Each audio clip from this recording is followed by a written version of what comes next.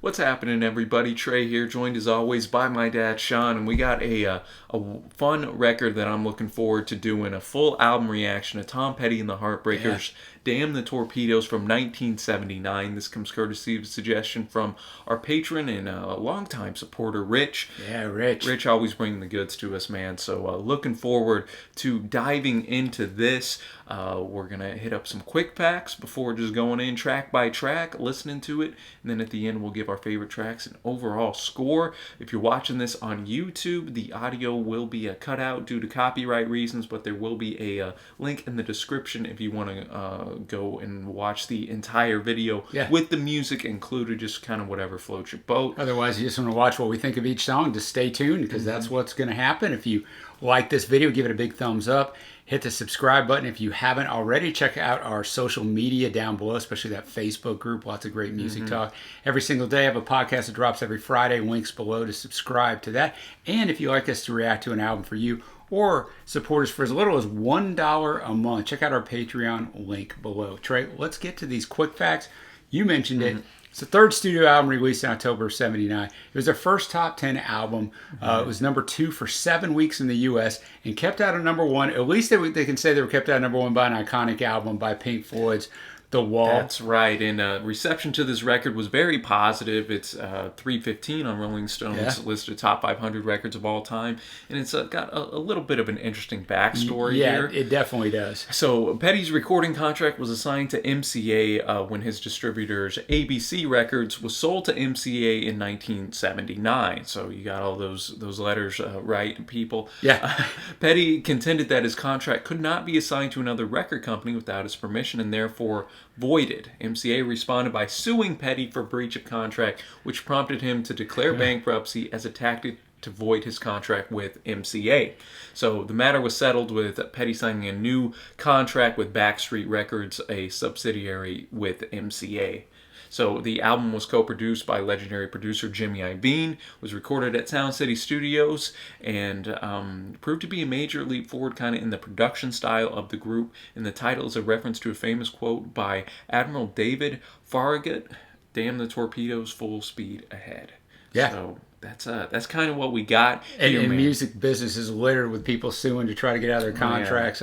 I think he probably would have lost that one just because we own it, now they own it, we bought them. But heads up to Tom back in the day for taking them on. We're going to start off with, I've never heard this album, but obviously I know this song. I think I've heard maybe 2 of the tracks on here. I was born in 71, so remember a little bit of this music. First one's Refugee, written by Tom and Mike Campbell. It's the second single. Only went to 15 in the U.S., which kind of surprised me because it is an iconic song. But Mike Campbell described the recording sessions for Refugee. He said, quote, "That was a hard record to make. It was a 4-track that I made at my house. Tom wrote over the music as it was. No changes, but it took us forever to actually cut the track. We just had a hard time getting the feeling right. We must have recorded this over 100 times." Ooh. I remember being so frustrated with it one day that I think this is the only time I've ever did this. I just left the studio and went out of town for 2 days.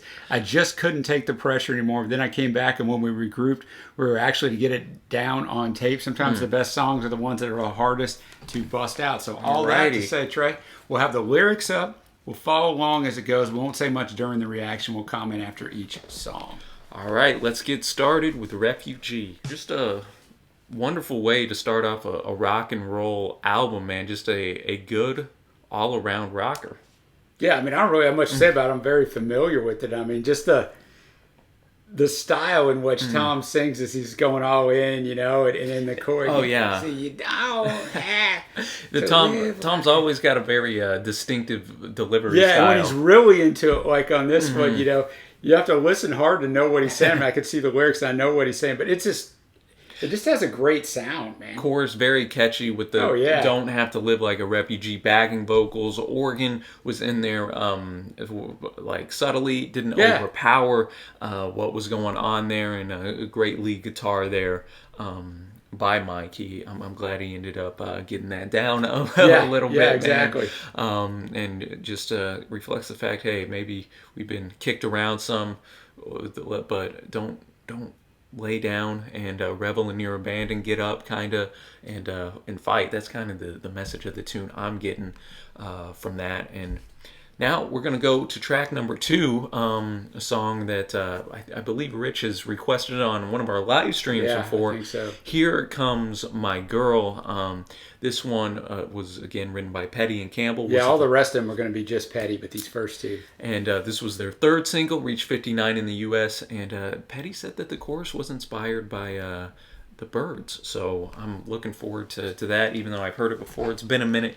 But let's get to track 2. Here Comes My Girl. Mike Campbell had actually talked about this was, the same week as they did Refugee, and that Tom loved the chorus, but he just couldn't get down the verses, so he just finally started half-talking them, and that's kind of how it came about. So I'll tell you, after listening to this song and listening to Refugee, and this song I didn't really know either. I mean, I sort of remember us, playing it on a live stream. Yeah. It harkens back, I'll be the old guy in the room. I'm almost 49. Of just the stuff I kind of miss a little bit. Like, it harkens me back to my childhood. Yeah. And just like, I miss rock music. Yeah. This is 79, so, into 80, where disco is ruling, disco's starting to die out a little bit. But, disco held on longer. People think it was a 70s thing. It hung on until like the mid 81 before it really died out. But, the 80s, for the most part, on a mainstream level, killed rock and roll. Yeah. They took it out. The radio stations took it out and murdered it and said, here's pop music, here you go. And so stuff like this, just a good old-fashioned rock and roll band singing to me. And that chorus, as you mentioned during the live reaction, when he comes in on that chorus, it's just like, man, it just puts a smile on my face. I'm like, it's just freaking awesome. Yeah, it's just kind of a feel-good track, even though, Petty's being real at times, saying how, just when life in general is getting him down, he still has his girl around him to tell him it's going to be all right and they're going to last forever. To just seem so useless to have to work so hard and nothing ever really seems to come from it. That was one of my favorite lines. Yeah. But then she looks me in the eye and says, we're going to last forever. And man, I can't begin to doubt it. No, because it just feels so good and so free. Right? I know we ain't ever going to change our minds about it. And then transitions to the chorus. Just a wonderful song. Yeah, I don't... This one definitely at the end when we do our favorite tracks will be up there. Oh yeah, for me, for sure. So great start to this record, and I can't believe this only went to 59 in the U.S. I can't Come either, on, man. America. What were we doing? It was the 3rd single. I guess the album had already died out. We were about to cycle something else in. Well, now track number 3, Even the Losers, which is one of Petty's most highly regarded tracks. It is. It was inspired by a night Petty had spent with a woman named Cindy and some friends in his hometown of Gainesville, Florida, when he was young. Cindy had been the object of a junior high school crush of his. Unlike in school, Cindy liked him that night. Things maybe had changed for Tom a little bit. It was also during that night Petty had an epiphany and realized he needed to be in a rock and roll band. Well, I mean, if she already liked him, the next morning Cindy said the relationship was limited to the previous night. So I guess we can read in there was a one-night stand of some sort. We won't sell Cindy out and say what maybe might or might not have happened there. Years later, that night was very much on his mind when he wrote this song, Even the Losers. During the recording session, Campbell struggled to come up with a guitar solo. Petty asked, it's a good question to ask. What would Chuck Berry do? That is a good little question when you're in the studio. And within minutes, the solo was recorded. And before the track starts, there is a female a voice heard saying, it's just the normal noises in here. The voice is that of Campbell's wife, Marcy, from a demo recording Campbell made in his home. He apparently was complaining to her about the noise of a nearby washing machine, and the sentence was... her reply. Well, sometimes, Trey, when we're recording these, we can hear your mother in the kitchen banging around pots and pans. Right. So I get it. I understand. All right. Well, after that lead up, I'm excited to hear this one. Another just they had a definite kind of rockabilly influence in there, which I think again harkens back to that guitar lead from Mike. And if they said, "Hey, what would Chuck Berry do?" Worked a little in there, but still modernized it for the time, I think. And again, I think just reflects kind of Tom. I think he's like Springsteen in a sense, where he relates to the everyday man. Yeah. I think, this song reflects that. And I mean, it follows kind of what, I said it was about. Yeah, like, you gotta see, backstory. So, I mean, everything I said about the last song applies to this song. I mean, we're 3 songs in. Refugee has become an iconic song just because almost the way it sounds in the chorus and the way Tom sings Refugee in the chorus, the word itself. But so far we're 3 songs in, and Refugee is my least favorite of the 3. So I think that's saying something. Oh yeah, I think that's the same for me too. And yeah, I love the fact that, hey man, it's a simple message. Even the losers do get lucky sometimes, just like Tom did that night with Cindy, man. That's exactly right, man. And just kind of like the guitar solo by Mike was pretty awesome, very rockabilly inspired. And then like in there he says, "I should have known right then it was too good to last." God, it's such a drag when you're living in the past, man. So yeah, he still brings that realism in there. Yeah, exactly. But then he goes back. The chorus very catchy, anthemic, and just really enjoying the melodies and just the rocking nature of this record so far. And now that's going to take us to "Shadow of a Doubt," a Complex Kid. Don't really have anything on this one. No, don't have anything on this one. So let's see what we got. Cool little outro there, where very much kind of crescendoed up to the end there. What you think of this one? Interesting songwriting technique in the fact that there's 3 verses and 3 separate choruses. The choruses vary just a little bit between them, but the choruses are actually longer than the verses. You don't see that very often. So no, that's a good point. Different cool little songwriting techniques here from Tom. It might have been my least favorite song, although if I listened to it 3 times in a row, it might not be, and it was still a very good song. I mean, it's a nice tune, man. Same thing, man. Nice rocker, but a little different sounding. Yeah, definitely. Kind of went more key driven here. Yeah, the percussion seemed to be a little bit lighter and different. But it worked. Sometimes key driven doesn't work, but it worked. No, it definitely did, and I did like when we were coming into this track. I was thinking that the protagonist, Tom, would have been the complex kid, but it's actually this love interest with that little bit of mystery. She's got him on the fence. She's always been so hard to figure out. Yeah, she always likes to leave me with a shadow. And women like to do that sometimes, make you wonder what's going on. And just kind of delving that out here. Another good guitar solo in the middle here. And again, solos don't overstay their welcome either. No, not at all. They just the songs always keep moving. I mean, I don't feel they're drawn out or anything. Nope. They're perfect length up to this point. Really enjoying that, and we're going to close out this A-side now with Century City. So again, don't really have too much going in on this track, but I'm looking forward to it, as I am this whole rest of the record. Yeah, exactly. Been a very enjoyable listen thus far. Good choice. Century City. So as the lyrics go on, you can tell this guy wants to leave his LA lifestyle every now and then.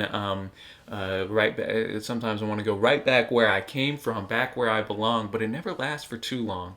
Always goes away. Well, I still don't look for reasons. That's much too hard these days. So he's kind of, I think, in that going back where I was talking earlier about where he is relatable kind of to the everyday man. Yeah, exactly. People want to, get out of their small towns or whatever, go on to the bigger and better things. Tom did that, and he's like, well, sometimes I want to go back to that smaller, simpler life, I think. Exactly. No, I think that's great. But then I like the pre-chorus.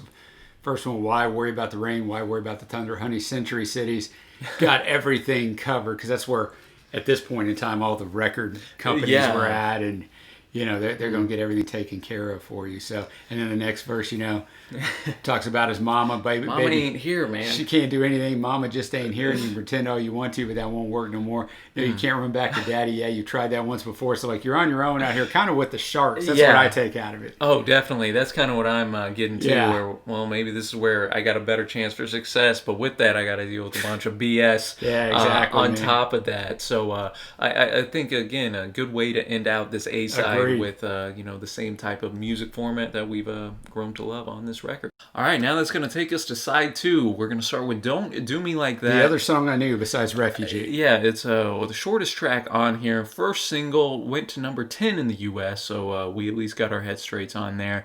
It was their first top 10 hit, went to number 3 in Canada.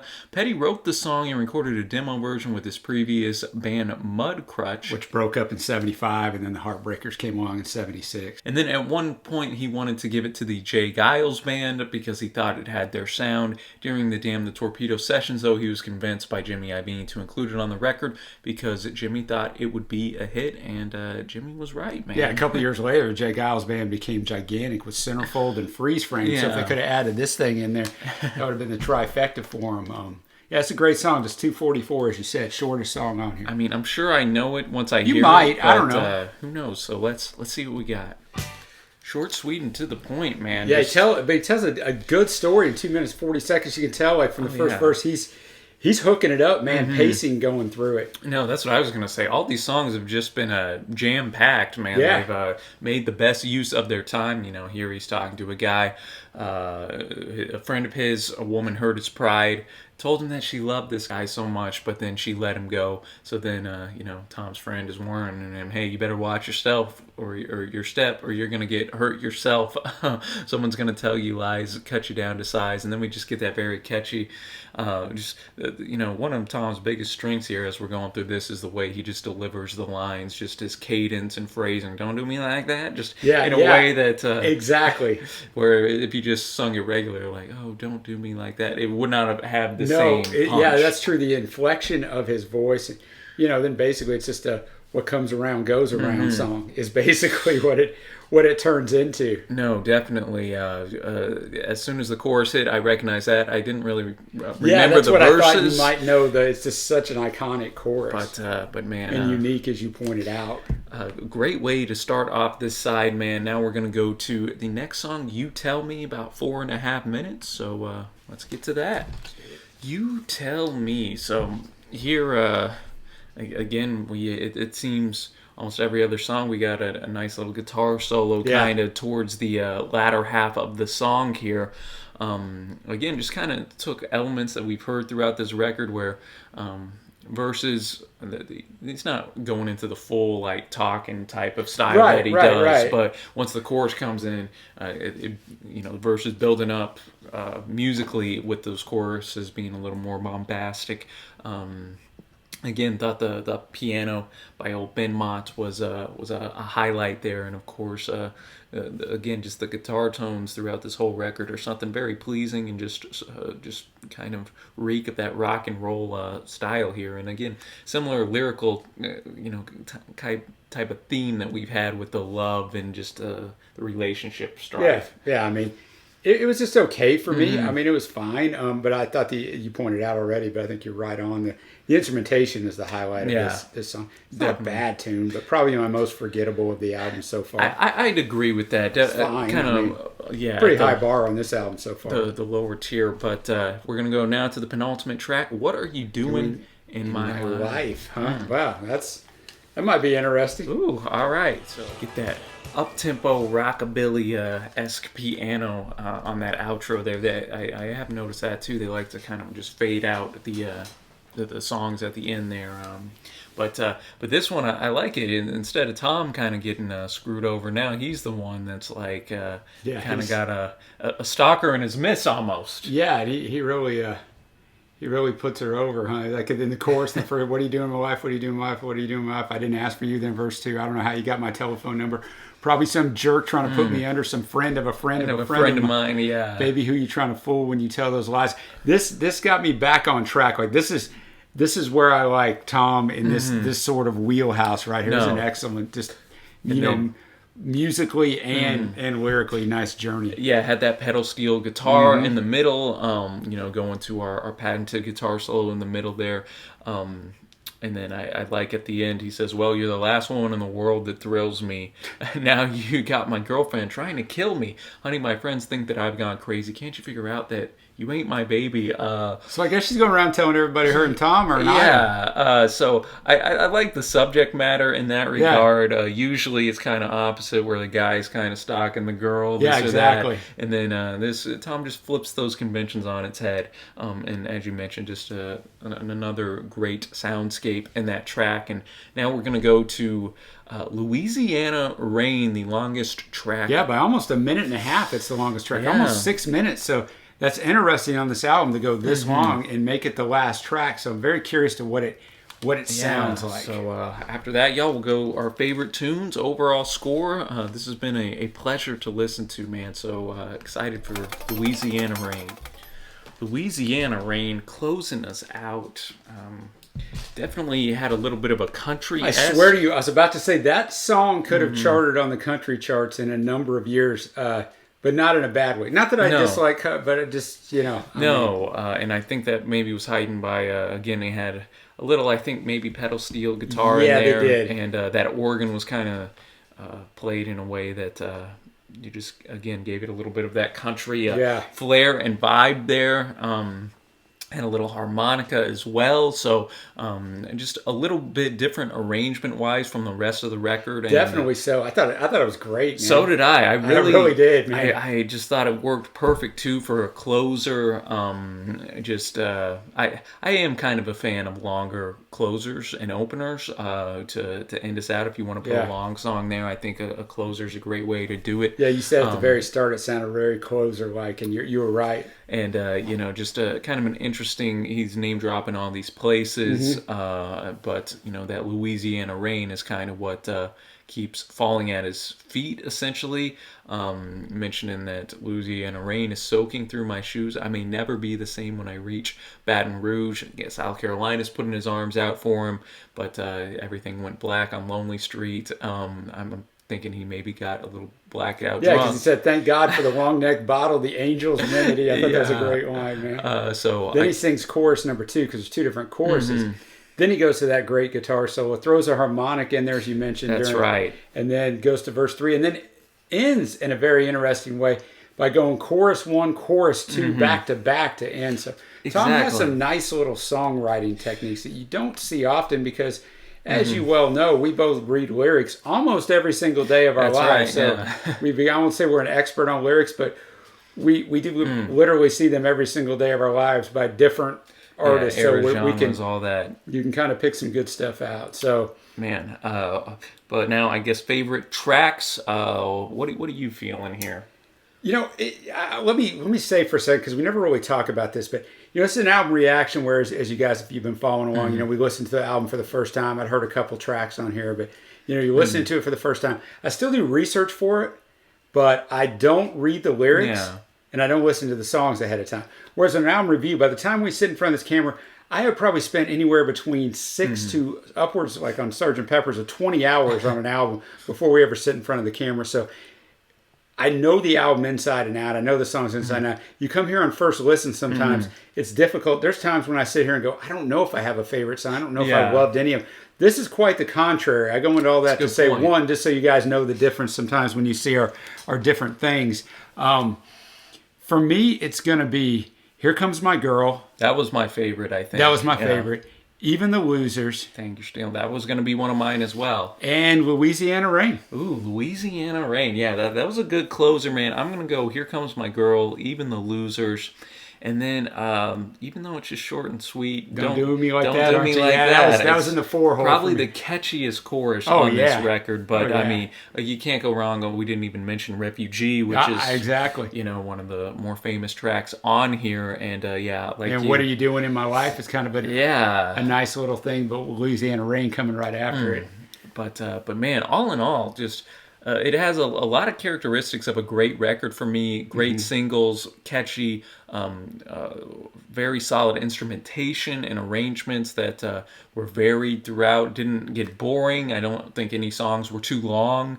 It was a succinct nine songs, 36 minutes. So that's kind of my perfect album. Perfect, so for me, man, on first listen, I thought this thing was great. I thought it was even better than the debut record we did. Yeah, which we did review the debut record a while back. Yeah. It's on the channel. That one was very enjoyable as well. But this one, best that for me. So I'm going in 8.25, and that is only off of one listen. I hardly ever give anything an 8 after just one listen. I'm the same exact way as you, and I'm right there with you. I mean, I almost want to give it a different score because lately we've been giving, well, not all the time. We had a few differences here lately. I'm going to be at an 8 point. You want to give the 8.5? I do. I'm going to give it the 8.5. Here's why. There's 9 songs, right? So here's why there's 3 songs that I like okay. There aren't bad songs. And then there's 6 songs that are good to, I almost want to say great. Yeah. So you get that. I think this album came out 1979-ish, and then, into 1980. It sold 2 million copies, which is nothing to scoff at, but back then that wasn't a ton of copies. I think if it would have come out a couple years later, this thing might have done 5 million. Even the greatest more, hits in 91 did 10 million, did Diamond. So, and then of course, 94 did Wildflowers. I know that was just himself, but and that did 5. So 5 million. So like this album, what I'm saying basically in that is that it was unheralded, at the time where it should have been, if it would have come along a few years later. But thank you for Tom and the Heartbreakers keeping the rock alive in 1979. What a fantastic album. And Rich, what a great suggestion. I know you're a huge Petty fan. And Rich knows a ton about music. And this was a great choice. And a great choice for the reaction format. Oh, definitely. A very fun one. Appreciate you as always, Rich. Thank you, Rich. And let us know, y'all, what you think of this record down in the comment section below. Your favorite tracks and any other Petty, where's it ranking your Petty discography rankings. But as always, Dad, appreciate it. A lot of fun this one was. And until next time, y'all, thanks for watching. Happy listening, and we will see ya.